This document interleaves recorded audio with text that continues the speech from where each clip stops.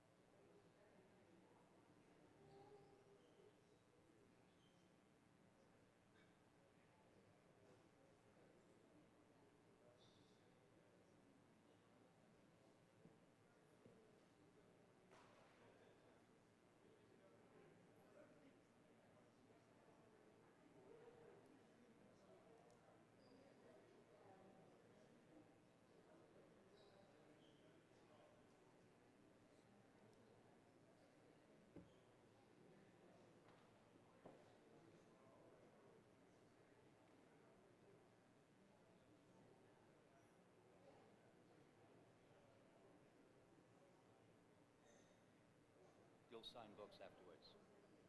Yes, we're having some trouble, but I always making this thing work. Have you ever done it before? Lots of times. Oh. And I always start off with trouble until we figure out what's the matter. I went over one of my editors is the guy who knows how it all works. So I went over it carefully with him today. She's never done it before, and she might not have been getting it quite right. But so afterwards, I'll get her started. It's very easy. Once it's working, you go click, click, click, ding, it's done.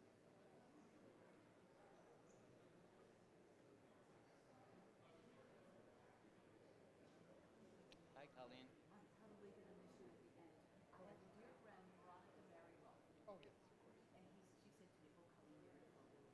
Hold on. I'll go this way. Thank you.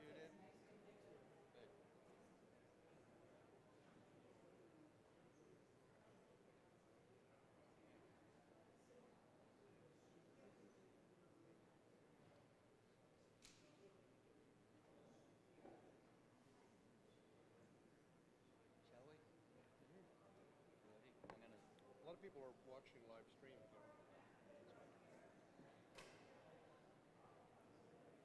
Good evening. Good evening and welcome to the Church of St. Ignatius Loyola.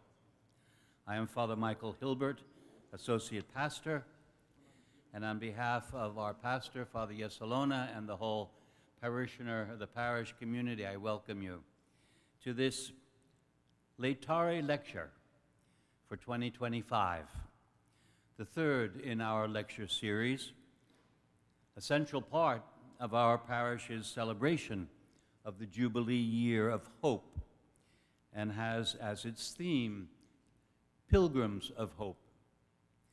Pope Francis has called for this Jubilee year, citing St. Paul's letter to the Romans.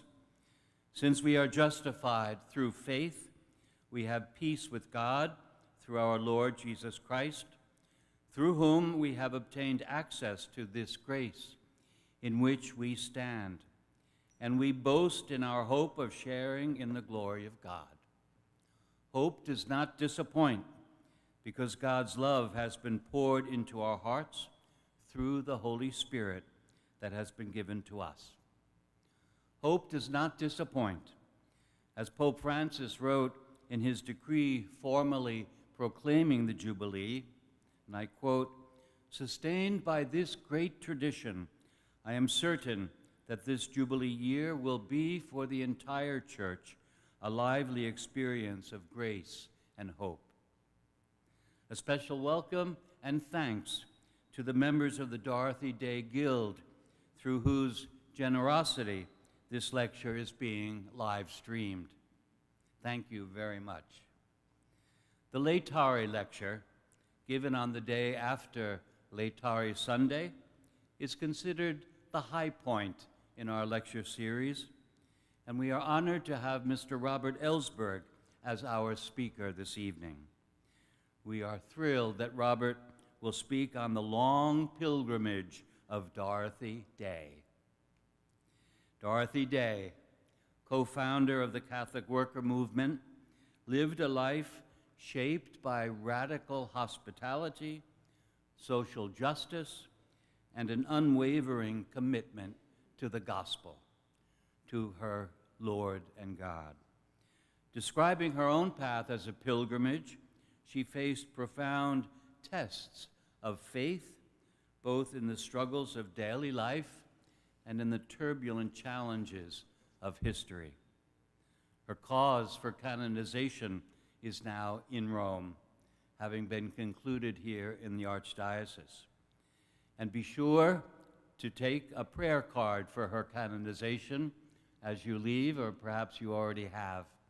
We have other literature for you at the table at the front, an excerpt from a book by Robert, and then a prayer card and a survey, I think it is. What was it? A petition that we ask you to take with you and fill out. Robert Ellsberg, the publisher of Orbis Books, worked with Dorothy Day. He knows her for about 50 years, and worked with her during the last 5 years of her life, serving for 2 years as managing editor of the Catholic Worker. He has spent much of his life promoting her life and legacy, including editing 6 volumes of her writings, most recently, Dorothy Day, Spiritual Writings. An excerpt of that book was published in America Magazine last November and is offered, as I said, as a gift by the author. And the book itself is available for sale and for signing by the author. Join me in welcoming Mr. Robert Ellsberg.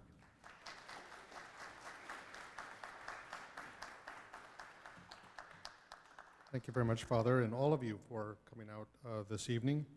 I'm still in a very much a Laetare mood since receiving the coveted Loyola Medal yesterday at Mass. I was very moved and honored by that recognition, which, as I said yesterday, I feel like I'm standing on the shoulders of the saints, those that I've known and those that I've written about. But tonight I'll be talking about Dorothy Day. I'm very glad to be able to do that. I always am. Beginnings are always exciting. Those are the opening words of Dorothy Day's book, Loaves and Fishes, one of her accounts of the Catholic Worker Movement. The exciting beginning of the movement occurred at a communist rally in Union Square on May 1st, 1933, when Dorothy and a few of her comrades distributed the first issue of the Catholic Worker newspaper. The date was chosen deliberately, May 1st, International Workers' Day. Later, it would also be designated by Pope Pius XII as the feast of St. Joseph the Worker. Dorothy describes the excitement of this beginning. The day was bright and warm and beautiful. The square was packed with demonstrators and paraders, listening to speeches, carrying on disputes among themselves, or glancing through the great masses of literature being given out or sold, which soon were litter on the ground. Among those who gave the paper a glance, there were surely few who shared Dorothy's excitement. nor could she even have imagined that this was the beginning of a movement that would have wide impact throughout the church, that it would signal the beginning of a lay apostolate that connected the works of mercy with the struggle for justice and peace, or that its editor, the 35-year-old Catholic convert who had taken to Union Square on this bright, warm, and beautiful day, would one day be eulogized as the most interesting, influential, and important Catholic in American history, and possibly a future saint. Beginnings are always exciting. But behind every beginning, there are always many other beginnings. 6 months before the launch of the first issue of the newspaper, there was Dorothy's encounter with Peter Morin, an itinerant French peasant philosopher who encouraged her to start a newspaper that would promote the radical social message of the gospel. And before that, there was her prayer at the Shrine of the Immaculate Conception in Washington, D.C. on December 8th, 1932, a prayer offered, quote, with tears and with anguish, that she would find some way to combine her faith with her commitment to the cause of the oppressed. And before that, there was her decision, after finding herself pregnant, to have her child baptized, a step she followed, though it meant separation from the man she loved, the father of her child, when he refused to marry her. But how far back to go with these decisive moments, these beginnings? In her youth, Dorothy writes of being moved by the stories of the saints and their charity toward the poor and the sick.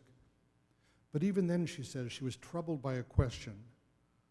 Why was so much done in remedying the evil instead of avoiding it in the first place? Where were the saints to change the social order, not just to minister to the slaves, but to do away with slavery? You could say that Dorothy's life was an answer to those questions. And perhaps even in those questions lay one of the many beginnings of her vocation. The novelist Graham Greene wrote, "There is always one moment in childhood when the door opens and lets the future in." I don't think those moments are confined to childhood, nor is there only one. We don't necessarily recognize their significance at the time. Sometimes they might even feel more like endings.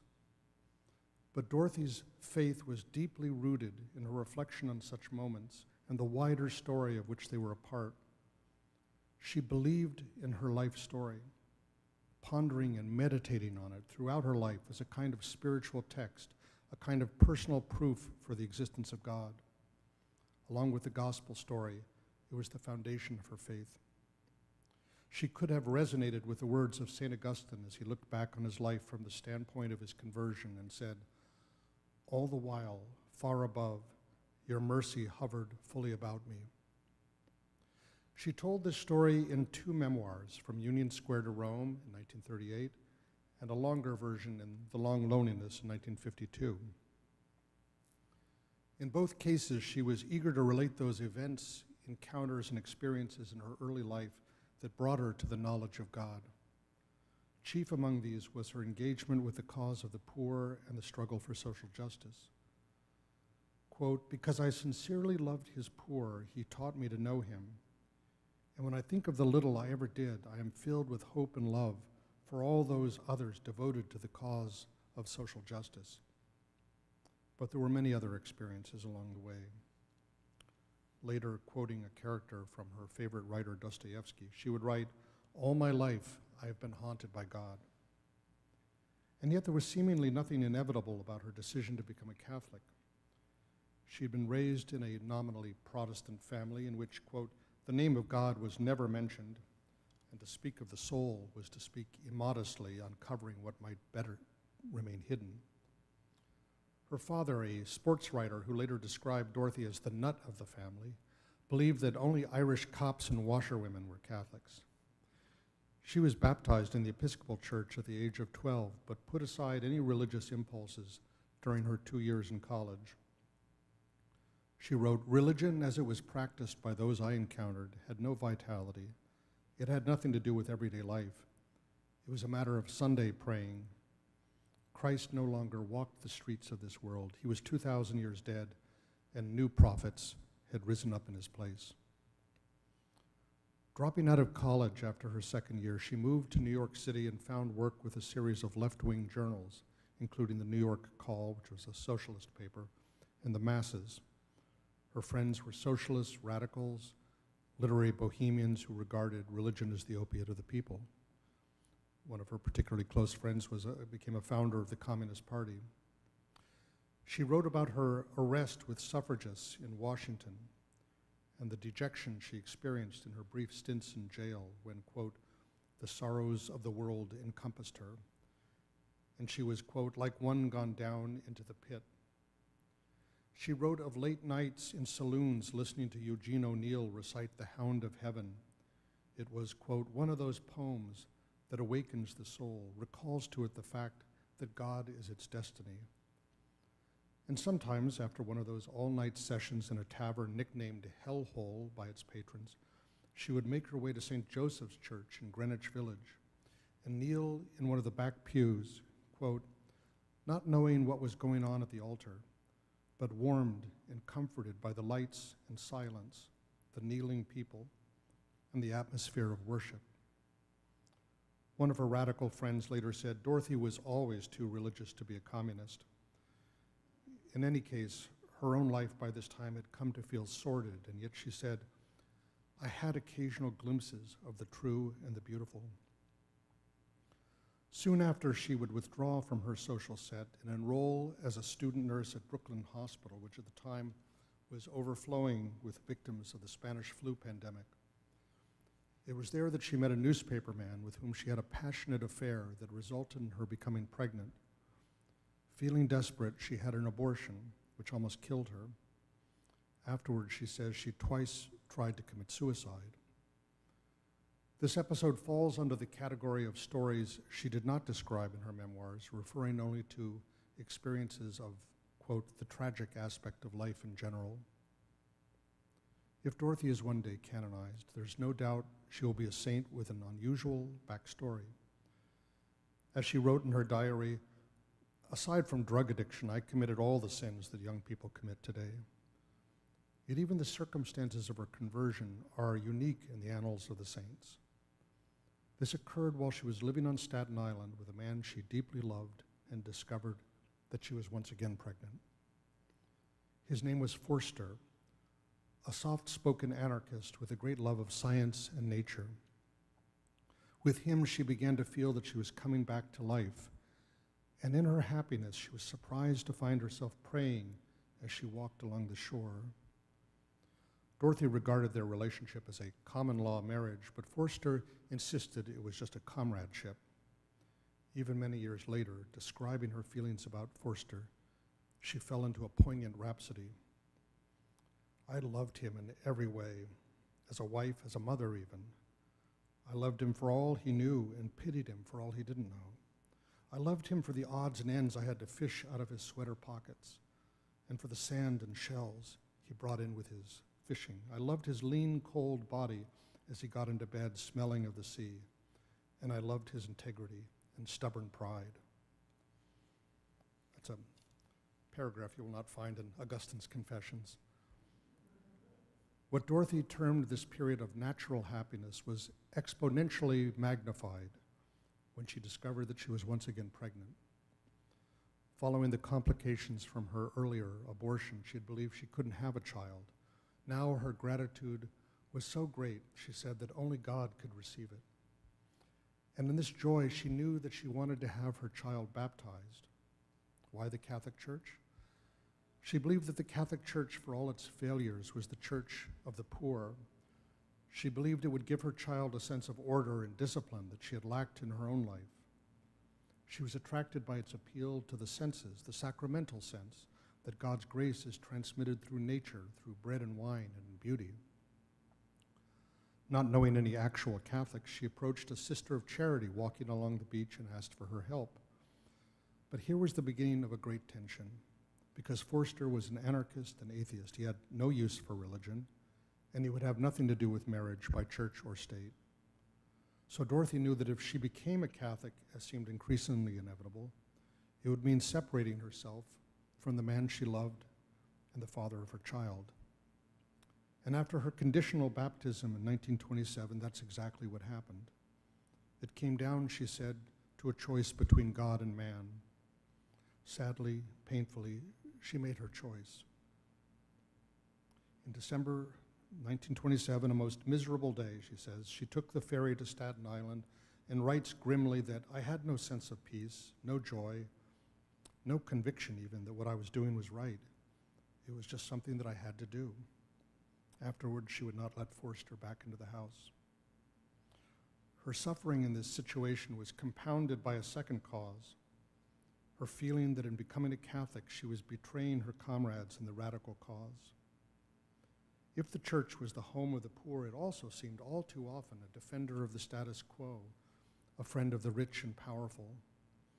I love the church for Christ made visible, she said, not for itself, because it was so often a scandal to me. Thus she embarked on a lonely path for the next 5 years, supporting her daughter as a single mother, writing articles for the Catholic press, and pursuing work as she could find it, including a stint as a writer in Hollywood and a garden columnist on Staten Island, while searching for some higher purpose. The month of December 1932, 5 years later, is when everything changed. She traveled to Washington to write about a hunger march of the unemployed, a protest organized by her former communist friends. Why were Catholics not leading such a march, she wondered.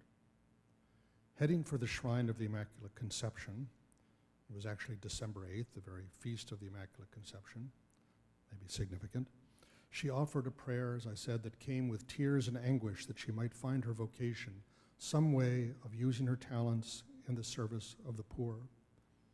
And when she returned to New York, she met Peter Morin, whose ideas would shape the rest of her life.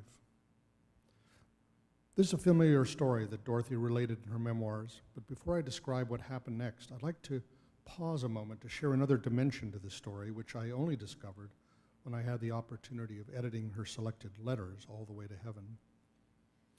In editing this book, I was at first struck by the contrast between the letters preceding her meeting with Peter Morin and those that follow 1 year later.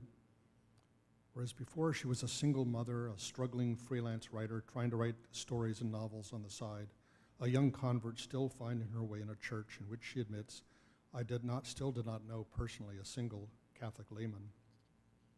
1 year later, she's suddenly the confident editor of her own newspaper, the leader of a lay movement, a recognized name in both church circles and the social movements of the day. And you think, where did this person come from?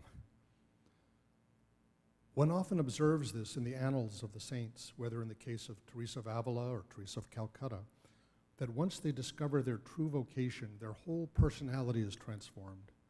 They find a vitality and focus that had previously been lacking. As Dorothy herself often said, you will know your vocation by the joy it brings you. And it occurs to me that when Dorothy met Peter Morin, her heart was like dry kindling to which he added the spark. His message would have meant nothing to her if she had not offered that prayer at the Shrine of the Immaculate Conception with tears and anguish for some sign of her vocation. But the letters add a wider context for that prayer. This becomes clearer in reading the long sequence of love letters that Dorothy wrote to Forster for the 5 years after their separation in 1927. In her memoir, she described having to face a choice between God and man and how she made her difficult choice for God. Yet the letters make it clear that this story was not as clear-cut as all that. For 5 years after separating from Forster, she continued to write to him, begging, cajoling, and enticing him to give up his stubborn pride and agree to marry her. Do I have to be condemned to celibacy all my days just because of your pig-headedness? She writes him at one point. The letters, filled with longing and erotic energy, have an almost unbearable pathos. The ache in my heart is intolerable at times, and sometimes for days I can feel your lips upon me, waking and sleeping. It's because I love you so much that I want you to marry me. I want to be in your arms every night, as I used to be, and be with you always. But in the end, she realized that this was not to be. On December 10th, 1932, she wrote what would be her final letter to Forster for many years. She spoke again of her deep love for him and her wish to marry, but in the end she acknowledged, quote, "It's all hopeless. I've really given up now, so I won't try to persuade you anymore."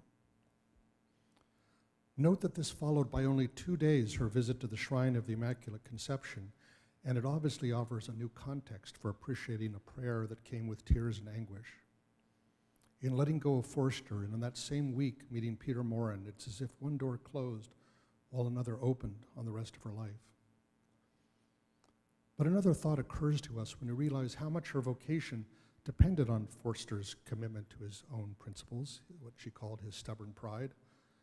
If it had been up to Dorothy, she would have married Forster, raised a house full of children, and continued writing novels and plays.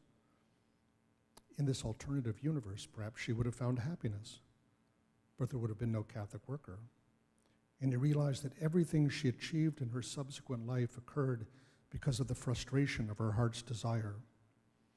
Everything she would contribute to the church and to the world, causing Pope Francis to cite her in his speech to Congress as one of the great Americans and now fuels the cause of her canonization, was built on an experience of hopelessness and surrender.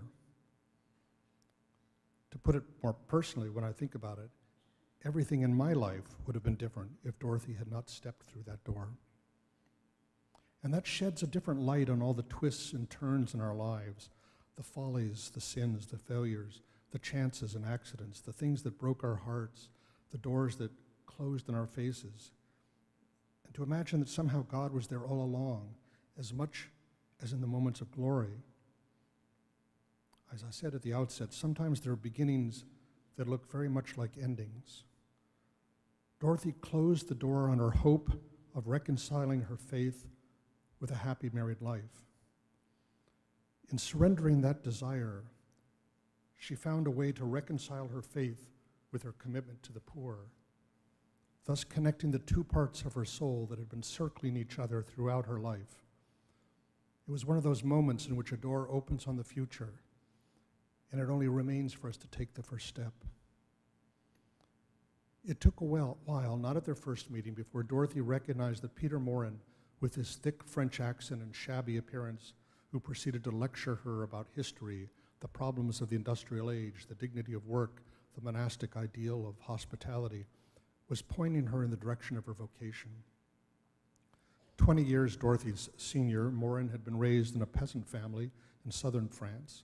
Educated by the Christian Brothers, he had imbibed the spirit of social Catholicism before immigrating to North America, where he tramped about in poverty, engaging in hard labor, while devising a synthesis in the area of Catholic social philosophy.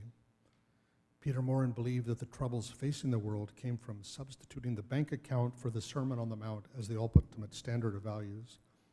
He believed Christians should begin at once to live by gospel values, building a new world within the shell of the old, a world where it would be easier for people to be good.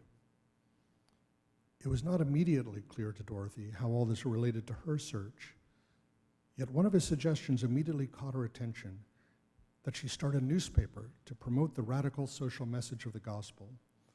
Almost immediately she got to work, and the result, just a little over 5 months later, was the Catholic Worker, an 8-page tabloid that sold then, as it does to this day, for a penny a copy. The first issue was filled initially with stories about strikes, evictions, child labor, racial injustice, and Peter Morin's own so-called easy essays. She described the purpose of the paper in her first editorial, which was written along with the rest of the paper on her kitchen table.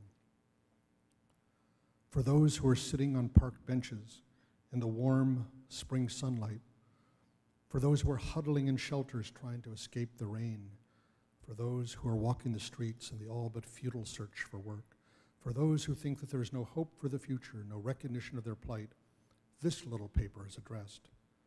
It's printed to call their attention to the fact that the Catholic Church has a social program, to let them know that there are men of God who are working not only for their spiritual, but for their material welfare. This link between the spiritual and the material was the foundation for the Catholic Worker. I think one of Peter's major contributions was simply to give Dorothy a kind of permission to launch her own movement. Drawing on the lives of the saints, he showed her it was not necessary to wait for anyone to authorize or sponsor the way of discipleship. The saints began immediately with whatever means were at hand. If God blessed their venture, the means would arrive. For Dorothy, this meant launching her newspaper at a communist rally on May 1st, 1933, with no money, calling it the Catholic Worker without checking or seeking prior permission from the bishop or any other authority, daring to offer a Catholic perspective on social issues of the day that was far in advance of contemporary social teaching. Other lay Catholics quickly answered her call and gathered to join the work. Before long, they had implemented the second plank in Morin's program, opening a house of hospitality where she and her fellow Catholic workers would live among the poor in voluntary poverty, practicing the works of mercy. Before meeting Morin, Dorothy says she had been searching for a synthesis of her own between the spiritual and the material, this world and the next. The solution to that synthesis, she came to realize, was in the radical implications of the Incarnation. God and Jesus had entered our flesh and our history. All of creation, the whole material world was thereby hallowed. We could not separate the love of God from the love of our neighbors. Jesus said that what we did for the poor, we did directly for him. Dorothy and Peter believed it was not enough to write about these ideas. We must live them out. And this led to other houses of hospitality for the practice of the works of mercy, feeding the hungry, sheltering the homeless. But she believed it was not enough simply to care for the poor. It was also necessary to challenge, protest, and resist the structures that cause such poverty and the need for charity, particularly the spirit of financial speculation, the valuation of capital and property over labor, and the diversion of resources to militarism. It was not enough just to bind up the wounds of the slaves. She wanted to do away with slavery, with injustice, with racism, with war and violence. And she and Peter also believed it was not enough just to protest and agitate about social injustice. Articles in the Catholic Worker also held out a positive vision of an alternative world, a society organized around values of solidarity, community, and human dignity instead of selfishness and greed. What would the world look like if we truly recognized Christ in our neighbors? Just as Dorothy believed in the real presence of Christ in the Eucharist, she believed that Christ was equally present in the poor. And so our response to the poor was a test of the authenticity of our worship. How could we love God whom we haven't seen if we didn't love our neighbor whom we have seen? And how could we love our neighbors who are hungry except by feeding them? The mystery of the poor is this, she said, that they are Jesus, and what you do for them, you do to him. But the implications of this doctrine were far more controversial when applied to war. If Christ was present in the disguise of our neighbor, this was also true in his most terrible disguise, in the face of the one we call the enemy. We were told to feed, clothe, and shelter our neighbor, to nurse the sick, to comfort the afflicted. The works of war were the exact opposite of the works of mercy. It was Dorothy's conviction that Jesus had come to offer a radical new definition of love as the ultimate law of our lives. A new commandment I give you, that you love one another as I have loved you. It was a new commandment, for the love exemplified on the cross extended beyond our friends and family to embrace even those who would do us harm. Jesus left us a definition of nonviolence not only in his words, but in the manner of his life. By his death and resurrection, he had converted the cross, a sign of defeat, into a symbol of life and hope. And he had come to substitute the cross for the sword or the bomb as an effective instrument of liberation and justice. No doubt this was true folly in the eyes of the world, but we were not told to love up to the point of reason, prudence, or personal safety, but to love unreasonably, foolishly, profligately unto the cross. This, Dorothy believed, was the radical heart of Jesus' message, no matter how scandalous or unreasonable. It was, in the end, the defining message of the gospel. Her pacifism, first expressed during the Spanish Civil War, was maintained throughout World War II and continued in the era of the Cold War in Vietnam, and it caused outrage and scandal, even among many who applauded her wonderful work with the poor. Beginning in the 1950s, the Catholic Workers sponsored numerous protests against the dangers of nuclear war. For her own refusal to cooperate with New York City's compulsory civil defense drills, she served several jail terms. Most Catholics of the time probably thought this was a very foolish gesture. This was at a time when supposedly sane members of the political and military establishment believed that a war that cost the Russians 100 million lives while costing only 50 million of our own would represent a successful outcome. In relation to such thinking, Dorothy did not mind being considered foolish, impractical, or even crazy. From her point of view, policies that were considered prudent, practical, and sane were in fact murderous, suicidal, and blasphemous. She did not expect great things to happen overnight. She knew the slow pace by which change and new life comes. It was, in the phrase she often repeated, by little and by little that we are saved. Of course, by sitting out these civil defense drills and going to jail, Dorothy never supposed that such gestures would bring an end to war. No more than the work of feeding a few hundred hungry people each morning would solve the problems of the Depression. But like Jesus, who spoke of the mysterious potential of a mustard seed, Dorothy believed in the power hidden in small means. In this, she drew surprising lessons from her favorite saint, Therese of Lisieux, a young Carmelite nun, the little flower, who died in 1897 at 24 in a small convent in Normandy. Therese called her spiritual path the little way. It consisted of performing all the small deeds and obligations of your daily life, suffering all the inconveniences and discomforts in a spirit of love and in the presence of God. In this way, she believed, everyday life with its constant opportunities to exercise patience, forgiveness, and compassion could become an arena for holiness. You didn't have to be in a convent or monastery. You didn't have to face lions in the Roman Colosseum. Everyday life provided the means for sanctification. Furthermore, Therese believed strongly in the spiritual connection that binds all members of the mystical body of Christ. Thus, each sacrifice endured in love, each work of mercy did not just advance one's own path to holiness, it might increase the balance of love in the world. There was no telling what effect our prayers and small sacrifices could have around the globe on people we might never meet. Dorothy came to see in St. Therese not only a great saint, but one with a message particularly suited to our times. Therese spoke to the power of things that are apparently marginal and of little account.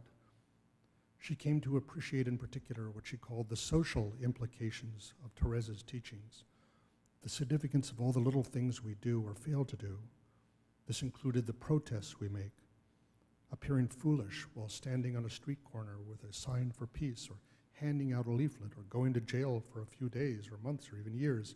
These gestures, though apparently foolish and ineffective, no more than a pebble in a pond, might send forth ripples that could transform the world. In the gospel, this principle is illustrated in the story of Jesus' multiplication of the loaves and fishes. Dorothy drew on that image for the title of one of her books, Loaves and Fishes, where she wrote, "One of the greatest evils of the day is the sense of futility. Young people say, what can one person do? What is the sense of our small effort? They cannot see that we must lay one brick at a time, take one step at a time. We can be responsible only for the action of the present moment, but we can beg for an increase of love in our hearts that will vitalize and transform all our individual actions, and know that God will take them and multiply them as Jesus multiplied the loaves and fishes." She summed this all up in one of her most frequently cited lines: "The greatest challenge of the day is this: how to bring about a revolution of the heart, a revolution which has to start with each one of us." A central feature of almost every issue of the Catholic Worker was Dorothy's column on pilgrimage, a sometimes sprawling chronicle of people and places she had visited, part meditation, part editorial, and an account of daily life among the insulted and injured. Her column might fill half the pages of the paper. As she wrote in one of her columns, "We must overflow in writing about all the things we've been talking about and living during the month. Writing is an act of community. It's a letter. It is comforting, consoling, helping, advising on our part, as well as asking it on yours. It is a part of our human association with each other. is an expression of our love and concern for each other. There was a literal basis to the title of Dorothy's column. Since the early years of the movement, she often spent as much as half her life away from home and on her way to somewhere else. When traveling, she noted she was careful to bring her Bible, her missal, and a jar of instant coffee, all of them, quote, essential. With authority, she cited St. Teresa's words, "Life is a night spent in an uncomfortable inn." Few of Dorothy's nights on the road were spent in inns, but she was well acquainted with uncomfortable buses and untrustworthy cars. As she could boast in the manner of St. Paul, "I have had clutch rods come out of my hands, gas pedals go down through the floor, batteries fall out into the roadside, windshield wipers fail in cloudbursts, lights go out, fan belts break, etc., etc. Some of these things happened after inspection." Yet the word pilgrimage did not merely allude to her frequent travels. Jim Forrest, a former Catholic Worker editor, tied Dorothy's use of the word to the sense of John Bunyan's Pilgrim's Progress. It meant that, quote, "every day of one's life and all that happened along the way, planned and unexpected, were segments of a heavenward pilgrimage, so long as the guiding principle was to live the gospel and to discover Christ in those whom one encountered." Pilgrimage for Dorothy was a way of life, a mode of listening, an attitude that motivated choices, a discipline of being. Her columns might include references to many of the great peacemakers and prophets of social justice, but they were just as likely to describe time with her grandchildren or with people who would leave no great mark on history, even those whom the world would call expendable. Dorothy often liked to quote the line of St. Catherine of Siena, "All the way to heaven is heaven," because he said, "I am the way." She invited her readers to join her on this journey, part of her ongoing effort to relate her faith to the needs and the signs of the times. In her diaries, which I edited, we see how this practice played out in her daily life as she held out daily activities, her encounters, her shifting moods, her examination of conscience as the material for spiritual reflection. In one entry, she makes an inventory of her faults: lack of charity, criticism of superiors, of neighbors, of friends and enemies, idle talk, impatience, lack of self-control, pride and presumption, self-will, desire not to be corrected, to have one's own way, impatience in thought and speech. Someone once told Dorothy to hold her temper, and she said, "I hold more temper in 1 minute than you will in your entire life." The title I gave to her diary is "The Duty of Delight," is taken from a phrase she liked to repeat. It appears in the postscript of her autobiography, where she writes, "It's not easy always to be joyful, to keep in mind the duty of delight." It says a lot about Dorothy's spirituality. It's one thing to love people who are lovable. It's one thing to feel delight when things are delightful. But the heart of the gospel is adding love even when there is no love. Loving the person beside you, even if that person is disagreeable. Living for so many years in a fractious community made up of so many broken and damaged souls was a truly heroic undertaking. But if you willed to love someone, if you willed to see Christ in them, you could do it, so Dorothy believed. That didn't mean it was any easier for her than for the rest of us. Yet it was the exercise of her faith in these small ways, the effort to live her daily life in the conscious presence of God, that equipped her for the extraordinary and heroic actions she performed on a wider stage. I noted that it sometimes happens in our life that a door opens up and lets the future in. For me, that occurred 50 years ago this summer, in 1975, when I first encountered Dorothy Day. I was 19, and I had taken a year's leave from college, intending to spend a few months at St. Joseph's House. A number of motivations drew me. I was eager to experience something of life firsthand, not just from books. I was tired of living for myself alone and longed to give myself to something larger and more meaningful. I had a pretty good idea of what I was against. I wanted to find out what my life was for. Dorothy was familiar with such motivations. "What's it all about, the Catholic worker movement?" she asked in one of her last columns. It is, in a way, a school, a work camp to which large-hearted, socially conscious young people come to find their vocations. After some months or years, They know most definitely what they want to do with their lives. They learn not only to love with compassion, but to overcome fear. As it turned out, my plan to stay just a few months ended up stretching out to 5 years, which turned out to be the last 5 years of Dorothy's life. And in the end, I found much of what I'd been seeking and perhaps much more. I'd only been at St. Joseph House a few months when Dorothy asked me to serve as managing editor of the newspaper. She was largely in retirement, and the management of the paper and the day-to-day work of the hospitality house were in the hands of those she called the young people. At 20, I qualified as young. Otherwise, I had no evident qualifications otherwise for such a task. I wasn't even a Catholic at the time. My appointment evidently had more to do with the fact that nobody else was particularly interested in the job. Nevertheless, one of the first things I learned about Dorothy was her ability to recognize and encourage people's gifts and possibilities. Possibilities, I should say, that weren't at all evident to ourselves. Though I was privileged to know Dorothy, most of what I've come to understand about Dorothy Day has come from her writings. I've just finished the 6th volume, her spiritual writings. But without a doubt, I learned the most about her from the opportunity to edit her diaries and selected letters. From these volumes, I learned in particular about the spirituality that was expressed in the ordinary events and encounters of her daily life. Many people associate Dorothy Day with dramatic actions on the public stage, walking on picket lines, refusing to take shelter during civil defense drills, standing beside young men who were burning their draft cards during the Vietnam War, or being arrested at the age of 75 while picketing with striking farm workers in California. From that final arrest, many are familiar with a famous photograph by Bob Fitch that shows her calmly sitting on a portable stool, offset by the outline of 2 burly and well-armed police officers. It was that iconic image of contemplation and action, as much as anything, that first attracted me to the worker. Of course, we also associate Dorothy with the work of the Catholic worker, putting out a newspaper, living among the poor, practicing the works of mercy. But reading and editing her diary showed me that those activities were only the public face of a life that was mostly spent, as it is for all great souls, as well as the rest of us, in very ordinary and undramatic activities. And it was especially in that realm of ordinary daily life that she expressed her spirituality and found her path to holiness. Now, through her writings, anyone can know Dorothy in this way, but still there are a few things about her that I think you could only know from spending time with her. For one thing, her intense curiosity and interest in life.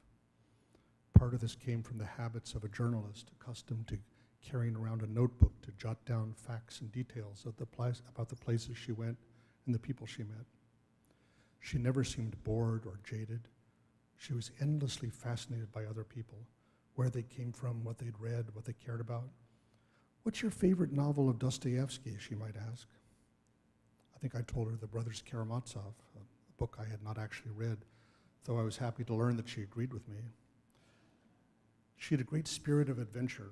Always she seemed ready for something new, whether starting a house of hospitality for women in her 70s, standing up to the IRS when they took her to task for refusing to pay federal income taxes for war. When an exasperated IRS agent asked her to estimate how much she owed in taxes, she replied, "Why don't you just tell me how much I owe, and then I just won't pay it?" Regardless of how old she became, there was always a youthfulness to her. She loved the idealism and energy of young people and what she called their instinct for the heroic. She urged us to aim for the impossible, noting that if we lowered our goal, we would also diminish our effort. Yet she was understanding of our mistakes and foibles. The memory of her own youthful struggles made her particularly sensitive to the searching and sufferings of youth. She herself was always ready to be inspired and renewed. In her diary, she wrote, "No matter how old I get, no matter how feeble, short of breath, incapable of walking more than a few blocks, with all these symptoms of age and decrepitude, my heart can still leap for joy as I read and suddenly assent to some great truth enunciated by some great mind and heart." For Dorothy, all of life was a school of charity and gratitude. Exercising the duty of delight, she always seemed to look past the surface of things to another wider dimension. Quote, "There is desperate suffering with the prospect of relief," she wrote, "but we would be contributing to the misery and desperation of the world if we failed to rejoice in the sun, the moon, and the stars, in the rivers which surround the island on which we live, in the cool breezes of the bay, in what food we have, and in the benefactors God sends us." She was an avid collector of picture postcards, and some of them adorned the walls of her room in Mary House. They included icons and works of art, but also images from nature, forests, the ocean, polar bears. Dorothy spent most of her life surrounded by actual images of poverty, including the hungry men and women who waited outside the Catholic worker each morning for a bowl of soup. But one of her most distinctive qualities was her sensitivity to beauty. She delighted in the beauty in church or listening to the Saturday afternoon opera on the radio. But she also noticed beauty in places that others might overlook, in a piece of driftwood, in the sound of a tanker on the Hudson, an ailanthus tree somehow clinging to life in the midst of a slum, the sunlight on the windows of a neighboring tenement building.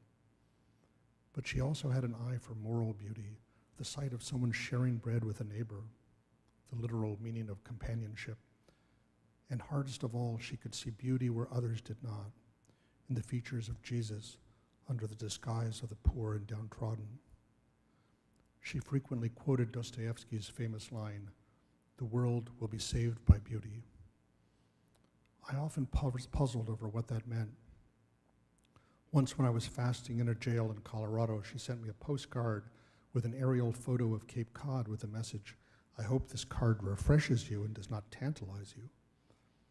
It occurred to me that Dorothy believed that beauty itself had a moral dimension. To direct our attention to beauty, or even the recollection of it, while sitting in a slum or a jail cell or a hermitage, could inspire us to greater courage, hope, and love. The world would not be saved by pretty things. It would be saved by our capacity to see beneath the surface of things, to see reality in its ultimate depths, as God saw it and pronounced it good. And that leads me to one last thing, which comes as a surprise to those who only know her through her dour expression in photographs, and that is how much fun it was to be with her. She had a tremendous sense of humor and a girlish laugh. John Court, who joined the Catholic worker soon after graduating from Harvard in the early 1930s, was drawn to the movement after witnessing how much fun Dorothy seemed to be having. Here's a woman who appeared to be pretty old at the time, she was in her mid-30s, who seemed to be having the time of her life, and he wanted a share of that. The long loneliness ends with a meditation in which she says, "We were just sitting around talking when everything happened, when Peter Morin came in, when lines of people began to form, when someone said, 'Let's all go and live on a farm.' She says, 'It was as casual as all that, I often think. It just came about. It just happened.'" And that's one of the things you had to experience for yourself being around Dorothy. The unexpected things that could begin in a conversation as you just sat around talking. The way that history or your own life could suddenly take a turn as you were just sitting around the kitchen table over a cup of coffee or a bowl of soup. When you lived your life in the spirit of pilgrimage, everything had a providential character. It often seems that way for me too when I look back on my life. It just happened. And the talk and the witness and the daily acts of faith and love continued long after I had moved on. "You will know your vocation," Dorothy once said, "by the joy it gives you." It was evidently not my vocation to remain serving soup at the Catholic worker, but evidently it was my vocation to become an editor, in fact, incredibly enough, Dorothy's editor. And that has given me great joy. Thank you very much.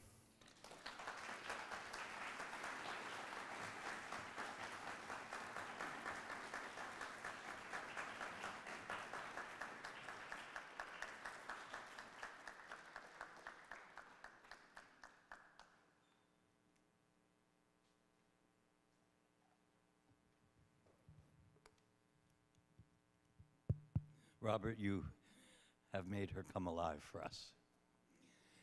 And the question you asked, what would the world look like if we loved as Jesus loved? If we saw our lives as a pilgrimage, and that the road to heaven is heaven itself. That God is always with us, and that the saints are not these plaster statues that we have in our churches. Saints are flesh and blood, with history and with passion, with desires, with tragedies, with joy, and with hope. Thank you for bringing her alive, making her alive for us today. Will you be open to responding to some questions or comments? Always. I think you've left us in a meditative,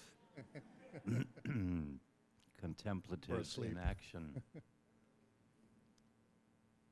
Bill, do you want to stand up? Robert, could you update us on the present status of her canonization process, and how's that looking, and what your hopes are? This has been a long process. I was involved in this from the beginning in 1997, the centenary of Dorothy's birth. And some of us who knew her were invited by Cardinal O'Connor to talk about whether it was appropriate to promote her cause for canonization. And it was a very moving experience. And after a couple of meetings of that sort, he said he was convinced, and he had always admired her. He said, could not forgive myself if I prevented what God evidently wants. So he was one of the last things he did before he died was to submit her name for consideration, and it was approved, and she, thus on the first rung of this process, became Servant of God, Dorothy Day.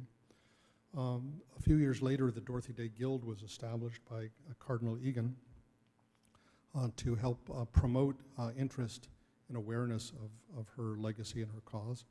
And that got off to a kind of slow start, but it is really thriving now, and I do urge you to come and look at the petitions there and the literature that's available, and take a holy card and maybe sign up and become a member of the Guild. They have a wonderful newsletter that comes out and keep you informed, not just about events in the cause of Dorothy Day, but about the themes and the issues that Dorothy cared about.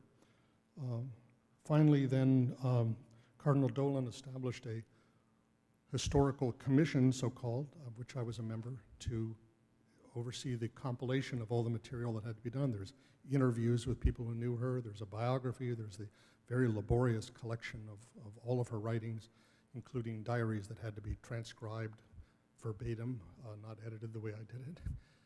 And when that was finally completed about 2.5 years ago in December, there was a big ceremony at St. Patrick's Cathedral to send off this massive number of crates to Rome, where there's a postulator waiting to work on it to boil this all down and convert it into the official kind of case for her canonization, which would go to the Congregation on Saints. And that's been a slow process, I have to say, but evidently reaching the final stages now of having that completed, working with the congregation in Rome to make sure everything's in order. So that's where that is. You'll remember that Pope Francis, has kind of tipped his hat when he came to the United States in 2015 and spoke at before Congress, and he organized his whole speech around what he called 4 Great Americans. It's a speech that really bears rereading again, because he really talked about what it is that makes a country great, and that was before that became a political mantra in this country. And Dorothy Day was one of the people, along with Martin Luther King, Abraham Lincoln, and Thomas Merton, that he cited. That was exciting enough. Just a couple of years ago, the Vatican Publishing House reprinted her book, From Union Square to Rome, an Italian edition, for which Pope Francis wrote the foreword. So there's no question that he's following this carefully. I hope it'd be wonderful, in my view, if he could be the one to declare her venerable, which would be the next step. And after that, then it enters into the realm of miracles and all that sort of thing. But I could talk all night about that subject, why I feel she merits a canonization, not because it's something she earned, but because the kind of distinctive holiness that she represented, I think, is an incredible gift to the church and widens the church. There are those who fear that it would diminish her, to be kind of conformed to this bureaucratic kind of process. I tend to think there are people like a Dorothy Day or a Franz Jägerstätter or an Oscar Romero. Their canonization enlarges the church. And of course it falls on us to keep on remembering the real person and not to allow her to become one of those plaster saints. But that's, that's my job. So as long as I have breath. So anyway, that's that story. Yes? Because of the live stream, it's good that we have everything on. Yes, hi. How would you say is the status of the present Catholic worker movement in the world? Are there still young men and women from Harvard or from City College going and joining the Catholic worker? Well, Catholic Worker has always been a decentralized movement. It's not a franchise kind of operation. The communities in New York are, in a sense, the flagship, since that's where it started and that's where the newspaper is published.